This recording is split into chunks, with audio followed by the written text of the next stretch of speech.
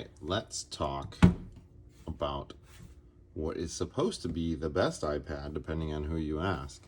Front Page Tech and a bunch of other YouTubers telling you this is absolutely the best iPad. In some ways, they're absolutely right. In some ways, no, not at all. This is the Mini 6 generation. Yeah, I got this case here by, what is it, Zugu. It's actually really cool. It's kind of a beefy case, but has a really cool stand that goes into all these spots here.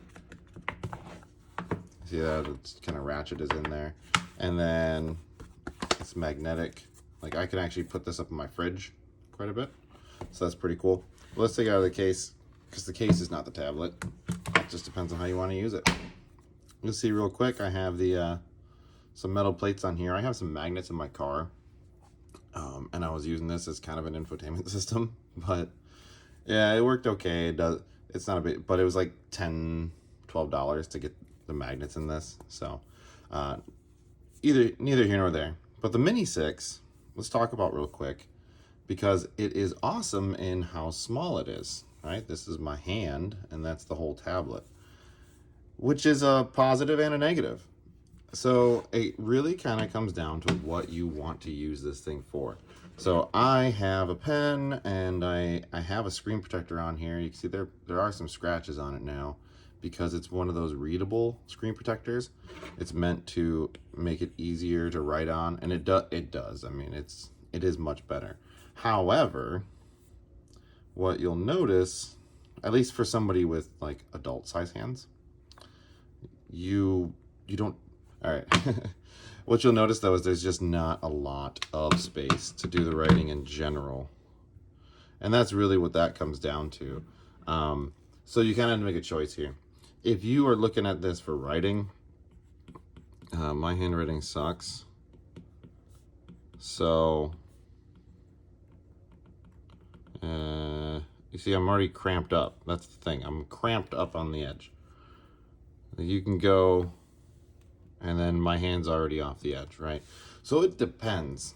Let's say that right away. It depends. If you want this thing to be for games, it's pretty cool for it. I actually kind of recommend this for actual touch games more than a bigger tablet, because everything is in reach for all your touch controls, compared to like an iPad Pro, the 12-inch ones or whatever, or the giant Samsung ones that, you know, you're holding like this. It's like you're carrying a whole laptop if you're playing touchscreen games, and then you can't really reach over stuff. And this is actually better for like Pokemon Unite or Call of Duty Mobile or something like that. I know the screen protector looks really dirty. It's not as dirty as it looks. It's just really scuffed up. One thing you'll find with these kinds of screen protectors is that doing stuff like this, oh, that's right, this actually scuffs things up pretty well.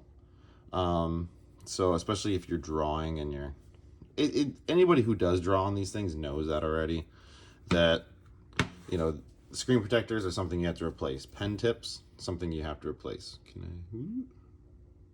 Mine's still in good shape, regardless of the focus. But these are just things you have to replace. But what is awesome is, for its size, the battery life is pretty decent. It is great at, it's great at being just like a little Netflix or a YouTube device, right? You watch some Warcraft duels, right? Makara, whatever, and it gets loud. It gets really loud. No spoilers for that duel if you didn't watch it. So that part's great. Now I think the things that hold this thing back are not hardware, not its design in that way. I think it's Apple themselves. And what I mean by that is iPad OS. iPad OS itself is great. I mean, depending on what you want to use it for. They did that campaign back in the day saying, oh, what's a computer, right? And they pretended that iPads were computers, and holy crap, they are not. They have the horsepower to be computers. This is the same chip as the iPhone 13 Pro. And I wanted to say, you might notice it's purple. I bought it off Amazon Renewed, and it was $100 cheaper than all the other ones just because it was purple. Look how barely purple that is. That's almost blue. And then you get what? You never even know. The only time you ever see it with a case is the little tiny camera bump is a little bit purplish. And in the right light, it looks silver. I don't know. Anyways, regardless, not a big deal there. What I'm getting at is that iPad OS has limitations on how you can customize. I think everybody knows that, right? Compared to a Samsung tablet or whatever else. The limitations that come into play are things. It's like this, where I can't utilize the screen space. I know it's kind of glary there with this light. Is that any better? Yeah, then we'll do that for now. You can't utilize the screen space on the iPad itself because the bordering is the same as all the other iPads. Like, not necessarily by inches, but by pixels. And so if you have a giant 12-something inch iPad, then, you'll still have this same amount of border, but it won't feel nearly as significant as if you had a larger iPad in general. So that is something that holds you back, where you have to kind of say, all right, I just want to watch movies on this thing. I just want to, chat. Because I'll tell you, the keyboard is better. Let me make sure. All right, it's just a Verge article. Okay. The keyboard, I actually enjoy more typing on this than a big iPad. This is just like a fat phone, right? So this part's great. So if you want to use it to chat, if you want to use it to type up notes, not really handwrite notes, at least with my size hands. If you want to just do stuff like Pokemon Unite, Rocket League Sideswipe, things like those kinds of games are great for it. I don't even play half the games I have on here. For apps, let's say you want to split screen stuff in general, it's not the best.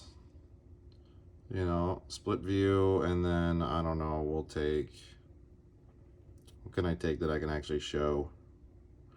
Not much. Oh, I'll just show Reddit on there. Who cares? So, yeah, that's okay, I guess, if it ever loads. Reddit, we all know this is the default Reddit app as well, so I think we all have our own feelings on that. But there we go. So yeah, it works to do stuff like this, but it's so small, right? And that wouldn't be a problem. The whole point of it is to be small. I'm cool with that. The problem is that the way that you have to handle this and the multitasking inside of iPad OS. Now, people may say, well, man, use something like Stage Manager. All right, cool. I agree. I could try out Stage Manager if it was available. It's not even allowed on the iPad mini. Apple locked it down. It doesn't exist. Other things is they only come in a 60 hertz screen. It's not a huge deal on this one, just because it's more of a media consumption device. But I mean, it is great. I'm talking a lot of crap about it, but it actually is really great. It is so portable. I throw it in a bag all the time. I magnetically attach it to the fridge when I'm making dinner. And I throw it in my car and slap it on there. And then when I'm done driving, I throw it back in the bag. It is very portable and versatile in that way. So I totally recommend it as long as you know what you're getting yourself into, because they're not that expensive compared to something like an iPad Pro or a tab like S9 Ultra, but they're still not cheap. I mean, mine used with the $100 less than everybody else was still $400 like a year ago when I bought this. So again, I like it. I think you should totally get it if you understand what you're getting at and getting into. If you really do see yourself multitasking and actually writing and drawing, don't let people fool you and say, no, it's great because I can pull it out quick and use it like a sketchbook and da-da-da-da. It's not really like a sketchbook. All apps have borders on them. You don't have anywhere, like, it's not sketchbooks are thicker. It's just a whole thing. Like, maybe some people are totally fine with that. And I know, like, my kids would like it because their hands are smaller. But for me, I don't think I could do that. Like, I've been trying to use this for work. I have a bunch of notes in OneNote. And when OneNote's really good about zooming in and stuff like that, and so it makes it feel better. But I find myself writing like 3 or 4 words and then moving, 3 or 4 words and then moving the screen. I don't know that that's really feasible. It's not really for me. Some people might be fine with that, but again, I just understand what this device actually is and why they don't update it every year, because it's not a big seller. Huge thing you could use it for is if you are into Apple HomeKit stuff.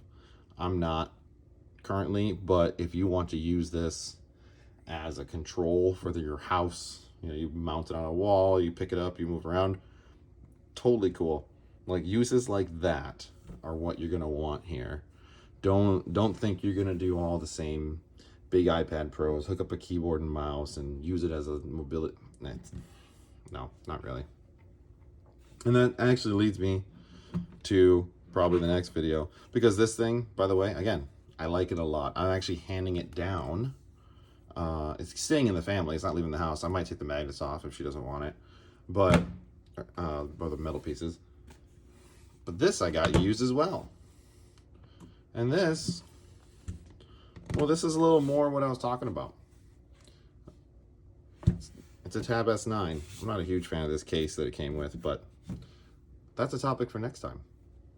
But this is a completely different design and philosophy than this. These are not similar products in pretty much any way, especially if you're familiar with Android. It's not the same. And it's not a bad thing. They're just different and for different people. And as much as, like, if it was financially sound, I'd use both.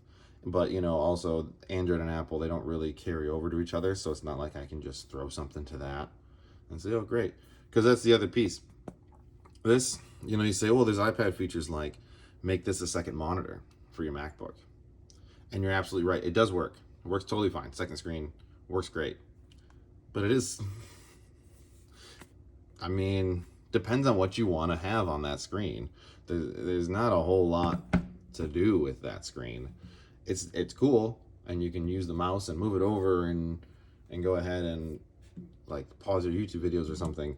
But again, it's really all about, well, what do you actually want to do with it? I don't know. That's up to you. Just, again, know what you're getting yourself into. It is good for the right use cases. And I think people need to remember that no matter what these companies say, everything has its place in our little lives with our tech. This is just size alone. This is bigger, but it's not the big one. This is the smaller Samsung tablet.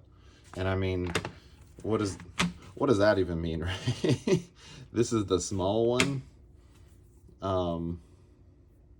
Yeah, small, right? So, thanks everybody. I appreciate it. If you made it this far, please stick around for the next one when it gets there. And yeah, we'll talk to you soon. Look at that. I throw an Apple Pencil on my Samsung. Imagine that. Thanks.